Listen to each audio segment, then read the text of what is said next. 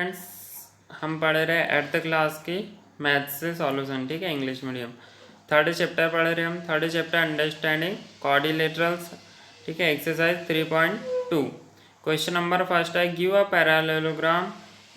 Sorry, exercise 3.3 है ना, यहाँ पर 3.3 आएगा। 3.2 मिस्टेक है यहाँ 3.3 आएगा। ठीक है, 2 नहीं है 3 है, 2 पढ़ के हो चुका है। देखिए first question, give a parallelogram ABCD, complete is statement along with the definition और प्रॉपर्टी यूज्ड।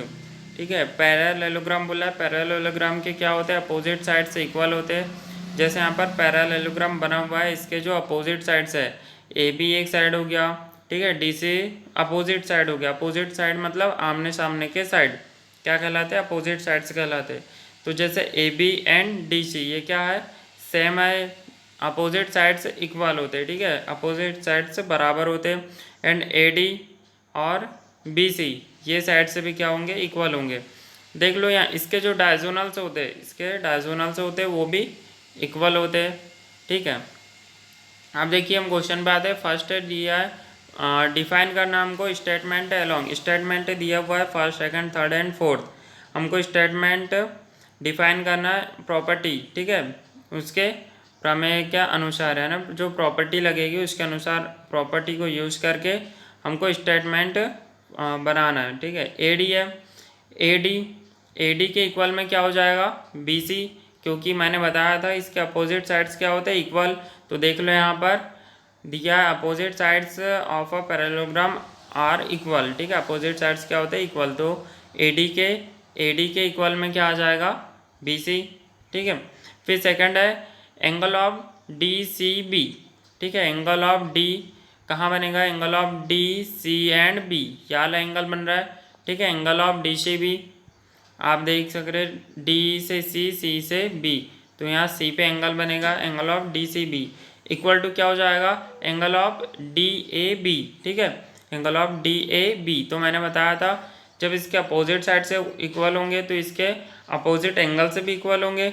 जैसे सी वाला जो एंगल है उसके जस्ट अपोजिट में ए एंगल बन रहा है तो ये भी इक्वल होंगे।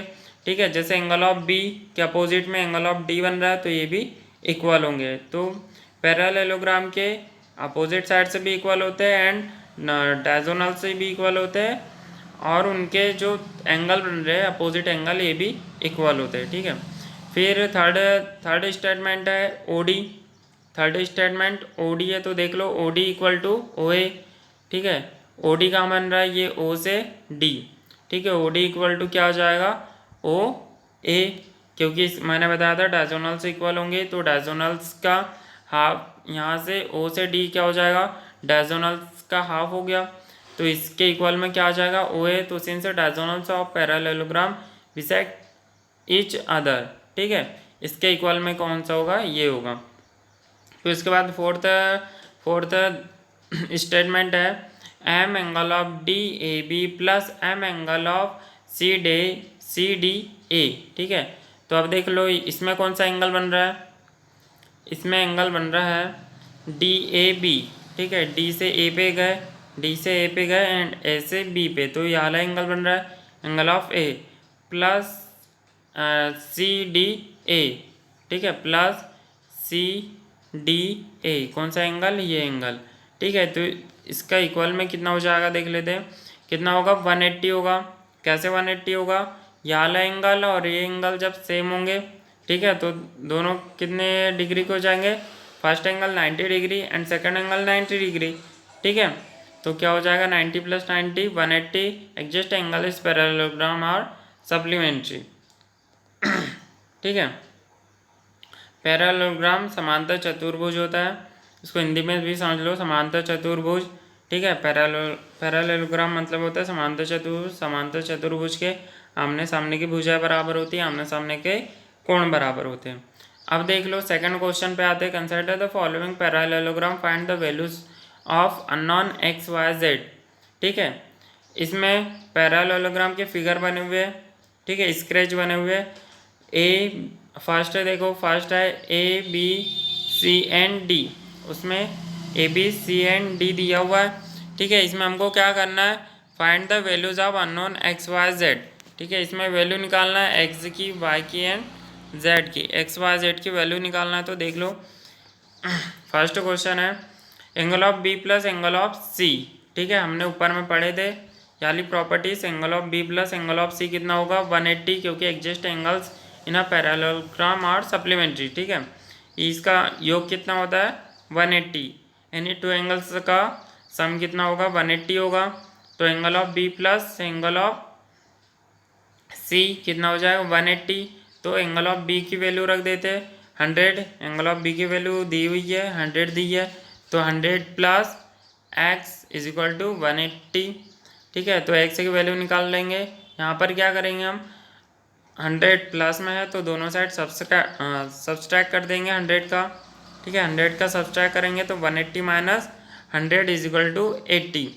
तो z is equal to x is equal to 180। तो हमको वैल्यू निकल गई z। ठीक है, x की वैल्यू कितनी निकली 80। ठीक है, x की वैल्यू निकल गई, तो अपोजिट एंगल्स इक्वल होते हैं। जब x की वैल्यू निकली तो z की वैल्यू भी निकल जाएगी। अपोजिट एंगल्स इक्वल होंगे, तो इस एंगल की वैल्यू निकली तो इस एंगल की वैल्यू भी वही होगी। तो z is equal to x is equal to 180। अब बचा y। ठीक है, अब y की वैल्यू निकालना है हमको, तो y की value since opposite angles of parallelogram are equal. ठीक है, z ये x और z की वैल्यू निकल गई। अब y की वैल्यू निकालना है, तो y की वैल्यू इज इक्वल टू 100, क्योंकि एंगल जो b में एंगल बन रहा है उसका मान कितना है 100 डिग्री है। तो अपोजिट एंगल y का भी मान कितना हो जाएगा 100 डिग्री। जब इसका मान 100 है तो इसका भी मान 100 होगा। x की वैल्यू निकली तो z की भी वैल्यू निकल गई। ठीक है, अब सेकंड वाला देख लेते हैं। ठीक है, सेकंड वाला फिगर यहाँ पर दिया हुआ है। ठीक है, सेकंड फिगर है, इसमें x की वैल्यू, y की वैल्यू एंड z की वैल्यू निकालना है। तो देख लो सबसे पहले फर्स्ट एंगल दिया हुआ है कितना है 50 डिग्री, सिर्फ वन एंगल दिया है एक्स वाई जेड। ठीक है, हमको 3 एंगल्स की वैल्यू निकालना है। तो x plus 50 is equal to 180, क्योंकि हमको पता है कि adjacent angles in parallelogram are supplementary, यानी इनका सम कितना होगा 180 होगा। यानी टू एंगल्स का सम कितना होगा 180। तो x प्लस 50 कितना हो जाएगा 180 हो जाएगा। ये प्रॉपर्टीज़ है पैरेललोग्राम की। तो x plus 50 is equal to 180, तो x की वैल्यू निकल जाएगी 50 सब्सट्रैक्ट करेंगे left hand side and right hand side में, तो 180 minus 50 degree is equal to 130 degree. ठीक है, निकल गया 130 डिग्री। जब x की वैल्यू कितनी निकल गई 130 डिग्री, तो y की वैल्यू भी कितनी होगी 130 होगी। ठीक है, सॉरी y ने z की। ठीक है, जब x की वैल्यू 130 है तो z की भी वैल्यू कितनी होगी 130 होगी। तो y की भी वैल्यू 130 होगी, क्योंकि अपोजिट एंगल है। ठीक है, x की और y की वैल्यू सेम होगी क्योंकि अपोजिट एंगल है। एंड z की वैल्यू भी 130 होगी। क्यों होगी? क्योंकि क्रॉसपॉन्डिंग एंगल्स है। ये एंगल्स कहाँ बन रहे, एक ही लाइन पे बन रहे। ठीक है, ये जो लाइन है x एंड z पे जो एंगल बन रहे हैं, दोनों एंगल एक ही लाइन पे बन रहे, इसलिए ये क्रॉसपॉन्डिंग एंगल्स है, इसलिए इनकी वैल्यू क्या होगी सेम होगी। तो जब x की वैल्यू 130 है तो z की भी वैल्यू 130 होगी और y की वैल्यू भी 130 होगी।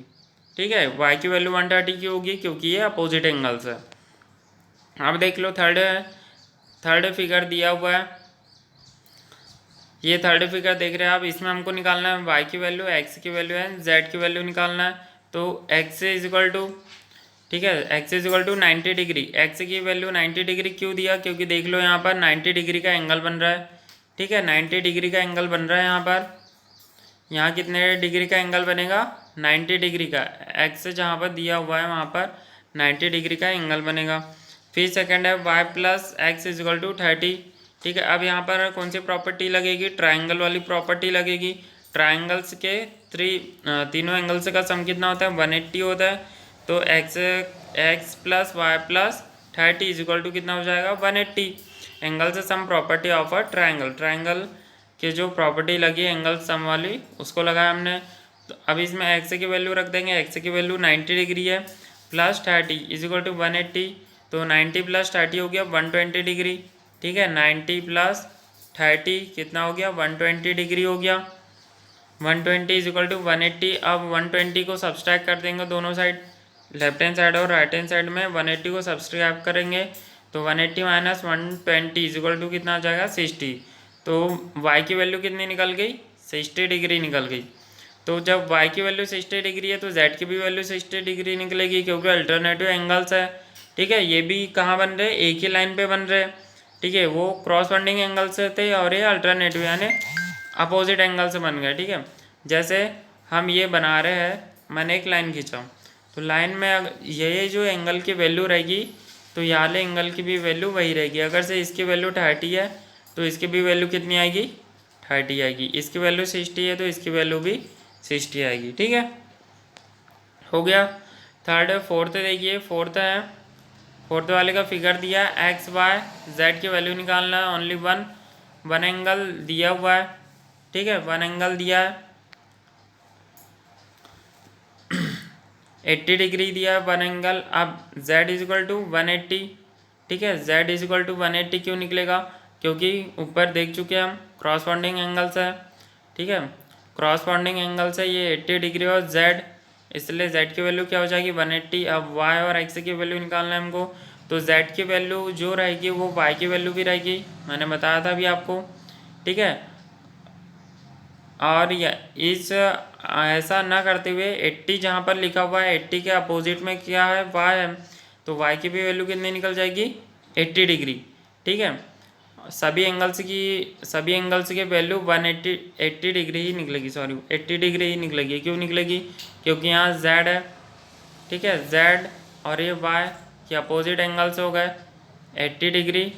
ठीक है, ये अपोजिट एंगल्स हो गए 80 डिग्री एंड y, तो y की वैल्यू 80 डिग्री निकल गई और z की वैल्यू भी 80 डिग्री निकल गई। ठीक है, और x की वैल्यू निकालना है तो यहाँ पर हम प्रॉपर्टी लगाएंगे x प्लस 80। ठीक है, x plus 80 is equal to 180 adjacent angles in parallelogram supplementary. ठीक है, इनके सम कितना हो जाएगा 180 हो जाएगा। ये वाली प्रॉपर्टी लगेगी तो y की वैल्यू, ठीक है, x की वैल्यू 100 निकल गई और y की वैल्यू 80 डिग्री। ठीक है, इस क्लास में इतना ही, बाकी आगे पढ़ेंगे।